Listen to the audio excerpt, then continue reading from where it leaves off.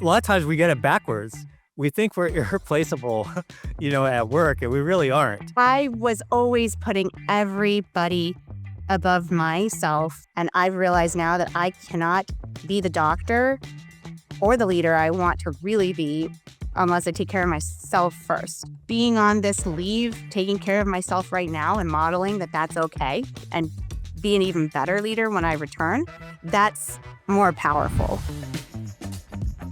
Welcome to Digital Voices, where healthcare and life science leaders explore the real work behind transformation. This podcast is about people, leadership, and the conversations that move healthcare forward. Now your host, Ed Marx. Hey, it's Ed, and welcome to another edition of Digital Voices. I am with Dr. Jenna Taglienti. Jenna, welcome to Digital Voices. Hi, thank you for having me. I've been really looking forward to this particular episode because I think it's going to be really helpful to every one of our listeners and subscribers. And it's really based on an article that you wrote for JAMA called Time is Finite. And so we're going to break into that a little bit. But Jenna, this would not be Digital Voices if I didn't ask you, what are the songs on your playlist? What kind of music do you like to listen to? I listen to probably all sorts, the gamut, and including whatever my kids want to listen to in the car. I've been listening to Ordinary by Alex Warren, and I think one of the lines in it is pretty powerful for me right now, and that is he mentions like turning the mundane into a masterpiece, and I kind of feel that right now with just really trying to live in each moment. And then, I also have like fun songs, like Carry On by Fun. I think that's just like really uplifting and upbeat and catchy right now for me. And that's sort of where I'm at. Oh, that's great. And I failed to mention that you're the Psychiatry Residency Training Director at Mather Hospital, part of Northwell. And you love to write, and you're just a cool person. Thank you. I don't feel that cool, but thank you. I appreciate it. So we've already sort of gave a hint of what we're going to talk about, and it sort of came out in some of your answers on the playlist. But what's your life message or mantra? What are words that you live by? Yeah, and it's probably changed a little bit recently because I've been able to put things into perspective. But I think really it's just living with purpose. Which is easier said than done, but fully being in the moment. And for myself, medicine is really important, but you can't give up the pieces of yourself that make you you. Yeah, I love that. We're gonna break down into it. So before we get to your story, tell us a little bit about like who you are, where did you grow up, what was your life like? Sure. Yeah. So I grew up in Oklahoma in a pretty small town there. My mom was a nurse and my dad an engineer. So I, was kind of around the medical world. With my mom would bring home stories from the hospital, of course. And then my dad was more like analytical and structured. But I think I carry kind of both of those mindsets when I see the world and how I navigate it. When I was younger, my sister was diagnosed with a neurological condition, syringomyelia, and required brain surgery when she was about 6 years old. So I saw my parents travel all over the country consulting with different neurosurgeons, and they took me along.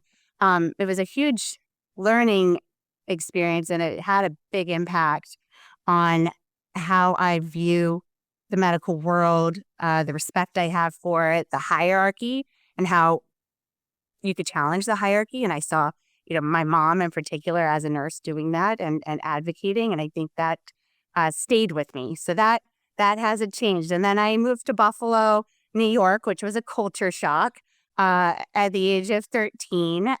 So I lived there for a while, did my medical school training there. And then I met my husband in medical school. He's also a doctor. He's an ER doctor. And we moved here for residency. So he we matched at the same hospital, Stony Brook University, and we've lived here ever since. I have 3 kids. They're amazing, 13, 9 years old, and 7-year-old. And I am a psychiatrist, and I run a residency training program. Yeah, that's so cool. I have to ask you, do you guys watch The Pit? We do. Yes, I really like that show. I need to catch up. I have like 2 episodes I have to watch right now. Especially when there's a ED doc involved, but obviously they bring in not enough is what I'm told. They don't bring the psychiatrists in enough into the program. We know a little bit about your background now, about why you chose healthcare as a career and why psychiatry. How did that come about? Yeah, I think that I've always been interested in humans, right? Like that human connection, but on a deeper level. I always wanted to dive deeper. I always felt it was very rewarding to get to the inner thoughts of somebody and what they're struggling with. And I felt like psychiatry was the field that you can connect with somebody on such a deep level. I was drawn to it. I was actually thinking like along the psych lines in undergrad when I took my first Psychology 101 course, and I was like, wow, this is incredible. And I kind of kept with that. And when I went to medical school, I sort of thought like psychiatry would be my place, and that is where I landed. Yeah, that's super cool. So for those who don't know, what's it like to be a residency training director? It is great. It is one of the most rewarding jobs, really. Like, you can have an impact on future generations of doctors. I think that is incredible work, and it could be challenging, very, very challenging at the same time. And it's probably, I've heard other people equate it, and I have to agree. Like, I didn't understand what they said at first, but they said this is like middle management, completely middle management, right? You get told what to do, and then you got to execute it and like make it seem like it's your idea, you're part of it, even if you maybe don't agree, or you have to sell it to the people. Um, so I get that now. I was told that years ago, and I finally get it. There is no other job I can imagine being happy with. This is what I was meant to do. I love being a program director. No, that's cool. Yeah, and you get to influence the next generation of psychiatrists and medicine. That's so cool. So cool.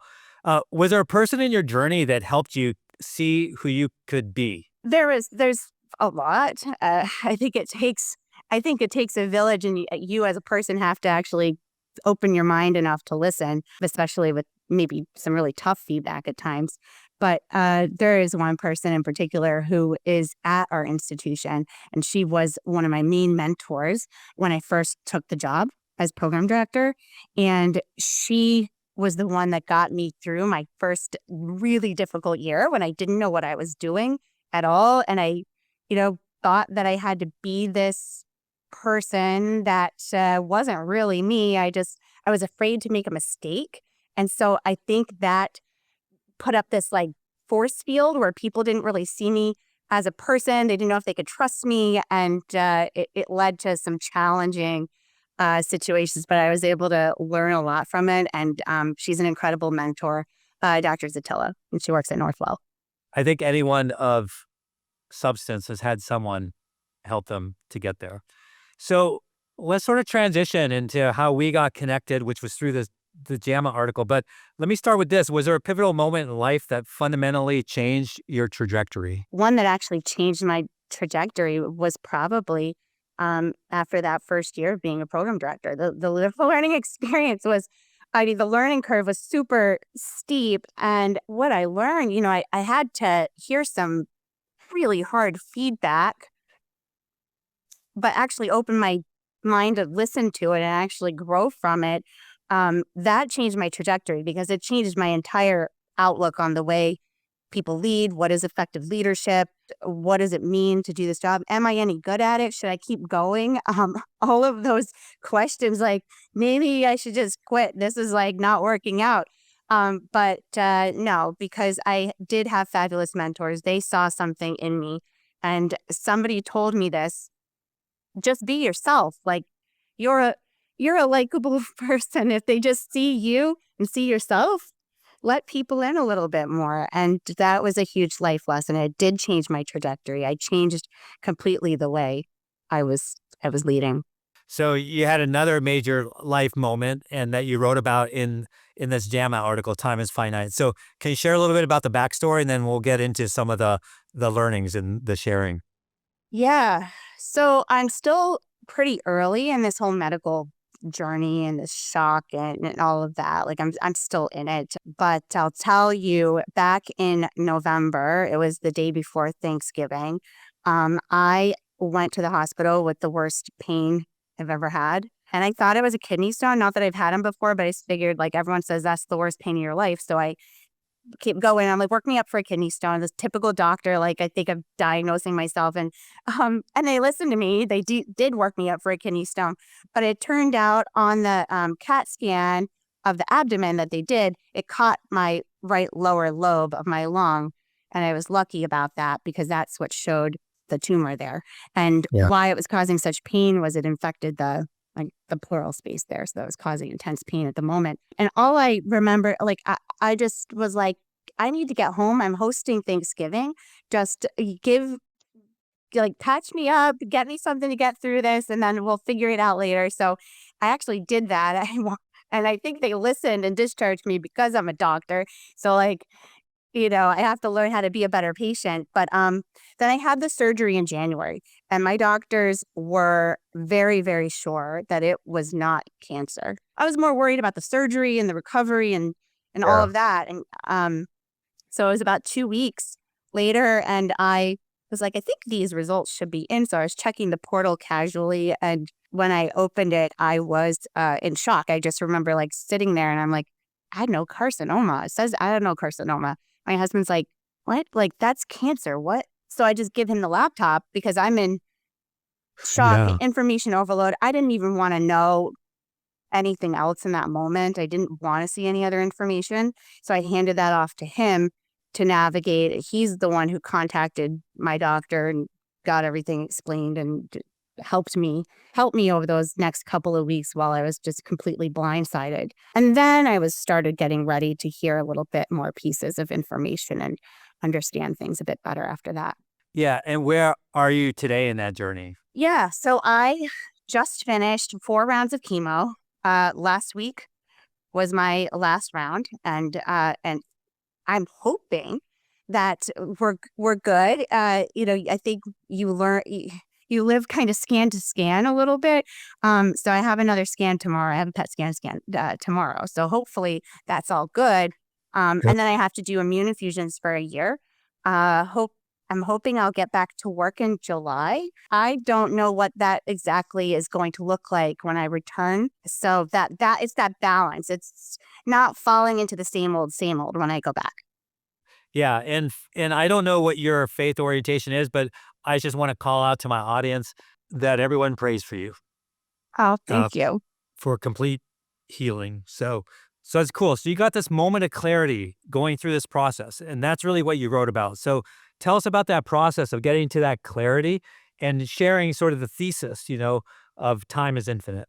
I actually had to go back to my original, like, thoughts and everything to just even remind myself where it came from in the first place. In that moment, I was really just trying to figure some things out. Like, there's always stuff at work that I bring home and I think it over and just, second guess myself. And it takes away actually experiencing those small moments with the kids. But Yeah. I just thought that, oh, what will this, like, answering this quick email? What That's not a big deal right now. I'll just do that real quick, get off my plate. But in reality, I was doing it chronically, and it was taking away from really living in and experiencing those small moments. I just remember sitting in the living room. I was still recovering. I think I had just had my, like, first round of chemo, and I got to see for myself how everybody stepped in, took over my job, did it well, and I'm grateful for that, and they're still doing it really well. I'm very, very happy for my team. But, like, I look at my kids and my husband and my family, and I'm like, well, they wouldn't adapt the next day, like, if I was gone. it's just that it just came to me and I just felt it in my soul. Yeah, it's like the meaning of my work, to quote you, meaning of my work is profound, but meaning of presence at home is irreplaceable. Because a lot of times we get it backwards.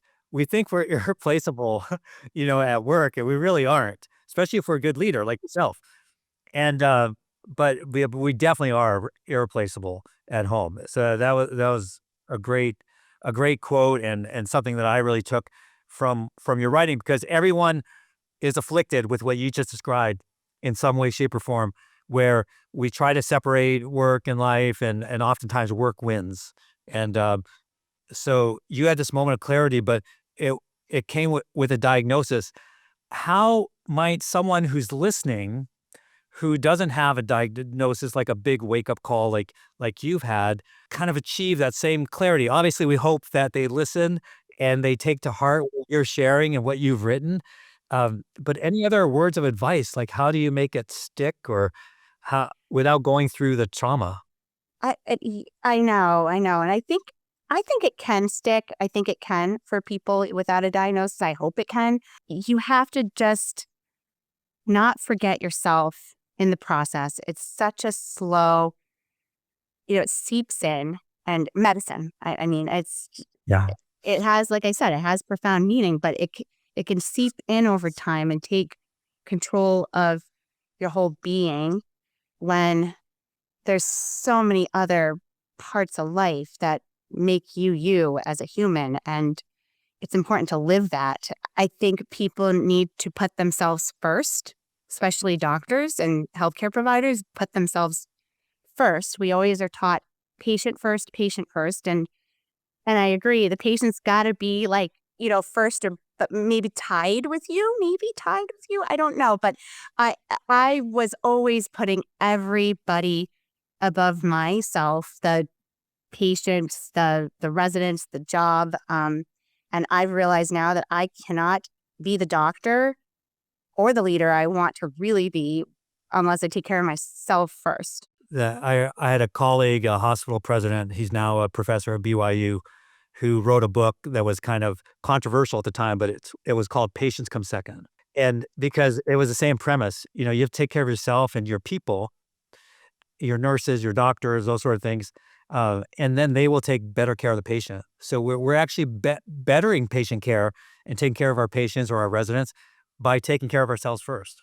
What other pieces of advice might you have for achieving this clarity? Again, you've had this profound situation happen in your life, and some people have and can relate. But for those that can't, like, any other sort of tips that you might offer, maybe it's from your psychiatry profession or otherwise, that might help people just connect and stay grounded with true purpose. I've been thinking about it a lot, and I have some thoughts. I think that there are some systemic issues in healthcare that prevent some of these things that are really needed to have that clarity and have that perspective.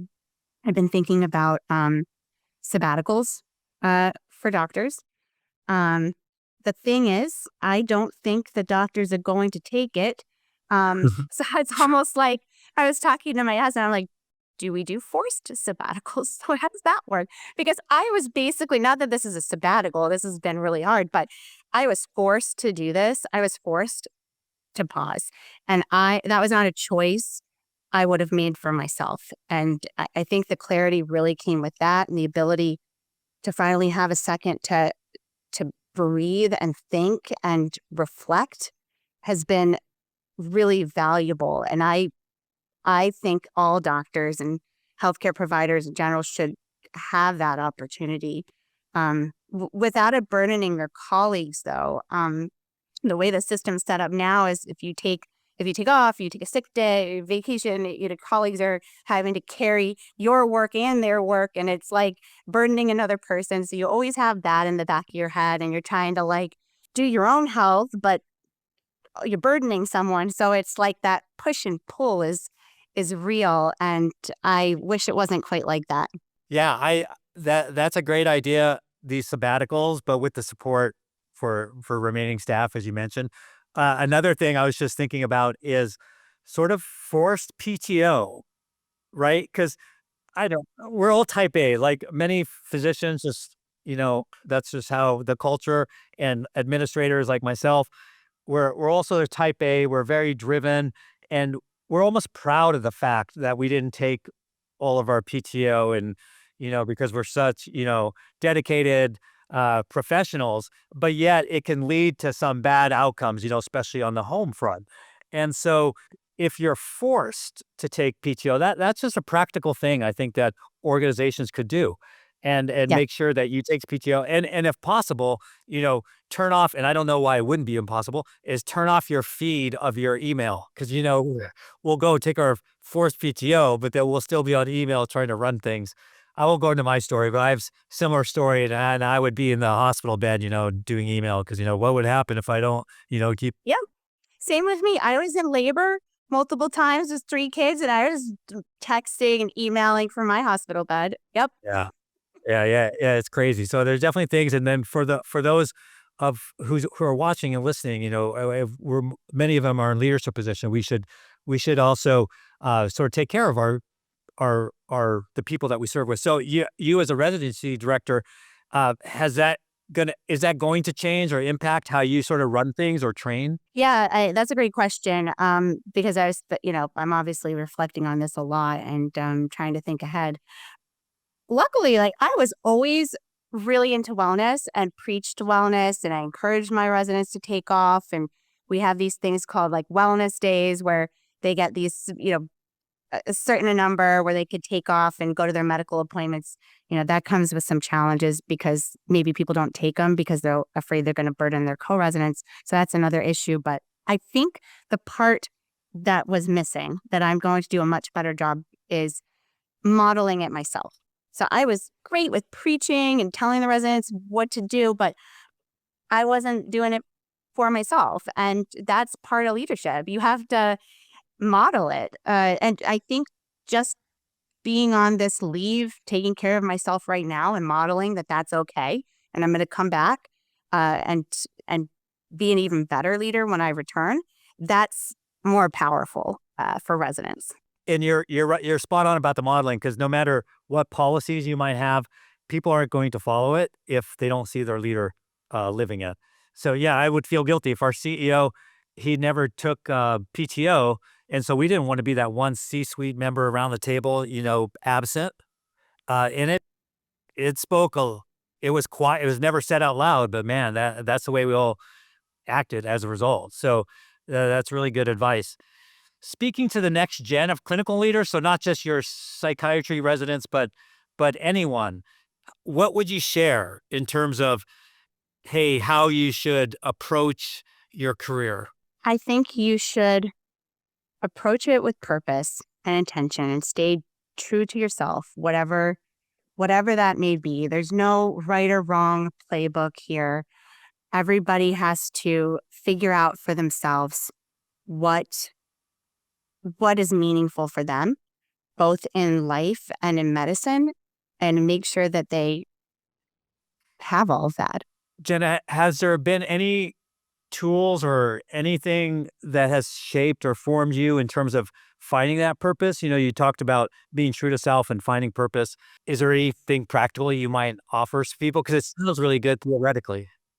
Yeah, no, I mean, it's vague when I say it like that. But to get into the nitty gritty, for example, I still don't call myself a writer. That is something foreign to me. All right. So I just by accident realized I could write during this time.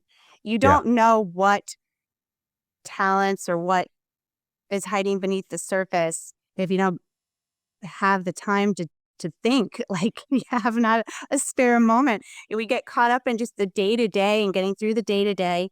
What this has showed me is the chance to reflect and think is valuable, and it's helping me get through this. That's my coping skill. I learned how to write, but I would say other people probably have other hidden talents like music or something else that gives them joy and helps them through difficult moments. And it's important not to give that up. I had no idea that I could right until now. This was just something new.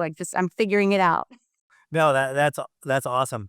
Hey, let's end on a kind of a fun thing, but can be practical. Something your parents made you do as a kid, where you rolled your eyes, probably like your kids do to you now. But now as an adult, you're like, man, I'm glad my parents made me do that. There's so many things that, like, in the moment, you roll your eyes, and then, but years later, you kind of like you figure it out that actually made a difference. Um, my mom always taught me that if you get like a bad grade or something, like in school, that you always go up to the teacher and just kind of ask them about it, or ask them like why, or what you could do better, or how you can improve. And I just was like horrified doing this as a child. But it taught me something, because the time when I did, the teachers, they offered to stay after school or meet me before school for extra help. And it just shows that you can ask for help. Yeah. I think that's what has been ingrained in me, is you can ask for help. And that was taught at an early age. Yeah, that's a good one. Wow, Jed, this has been amazing. We talked about a lot of different things. We talked about some of the music that you mentioned, and it's kind of interesting how it's just all sort of flowed into the common theme of our entire discussion today. But I think one of them was about mundane, turning the mundane into a masterpiece. And then just the whole concept in terms of your life message of living with purpose and always be in the moment, obviously heavily informed by what you would share later with your cancer situation. We talked about growing up in Oklahoma and then ultimately Buffalo, where you then went to medical school and you married the love of your life that you met there, and have 3 children. And you chose psychiatry, obviously, as a specialty to better understand people. And you do watch The Pit with your husband, who's an ED doc. And so that was kind of fun. And then we talked a lot about your JAMA article, Time is Infinite, and sort of how you came to the conclusions that you did, and how important it is to put yourself first. Don't think you're irreplaceable at work. You are replaceable, but you're not replaceable at home. I mean, that's a big thesis. I mean, so it's really important to give your time, your energy, your mind share to the home. At the same time, you love your work and you're very professional, but the home comes first. And so that was really good. And then we talked about some of the things that you could do, definitely by modeling it to others, and then talking about incorporating sabbaticals, and also taking PTO. So do you take your time off when you get it? So different ways of helping others achieve that. And then, taking the time to think. And that's how you find your purpose. Because if you're so busy, you can't find your purpose. But if you take time to think, and you might find new skills out of that, like writing or playing an instrument or something like that. So and then how you learn from your parents also to ask questions and ask for help. So how important that is. So we talked about a lot of different things today, Jenna. I'm going to leave the last word to you. What did we miss, or anything you want to double down on? Sure. I think we hit all the high points about wellness and what it means, and there's still a lot to learn there, and I don't think anybody has all the answers at the moment.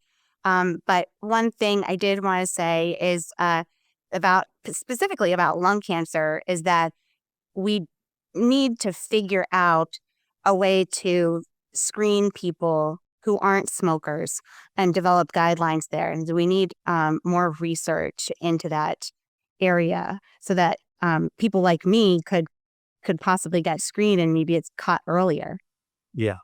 Jenna, I appreciate it. Again, as we all sign off, we all say a prayer for you and for 100% clean sheet healing.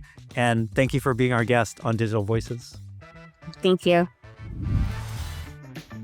Thank you for listening to Digital Voices. We hope today's conversation sparked ideas, reflection, and connection. Subscribe on YouTube, Apple, and Spotify podcasts so you don't miss an episode.